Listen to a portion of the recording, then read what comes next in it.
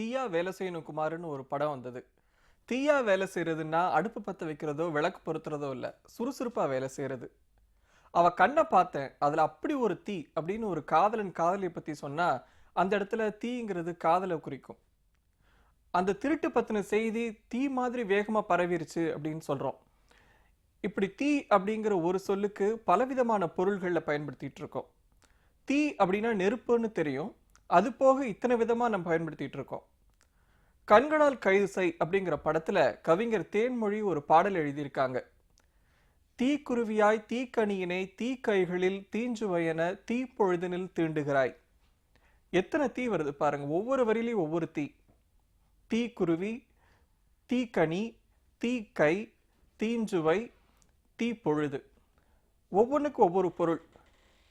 தீக்குருவின்னா சுறுசுறுப்பான குருவி, தீக்கணின்னா அழகான கனி, தீ கைகளில் அப்படின்னா துடிப்பான கைகளில், தீஞ்சுவை உங்களுக்கு தெரிஞ்சிருக்கும், இனிப்பான சுவை. தீப்பொழுதினில்னா மிகச் சரியான பொழுதில்.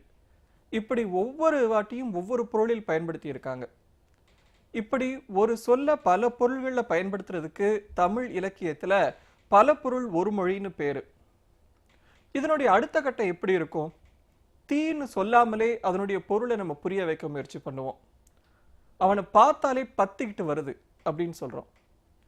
அதை நினைச்சா என் வயிறு எரியுது அப்படின்னு சொல்றோம். இந்த இடங்கள்ல நம்ம தீ அப்படின்னு சொல்லல, ஆனா அது மறைப்பொருளா வந்திருக்கு. அது குறிப்பிடுறது தீ அப்படிங்கிறத தான்.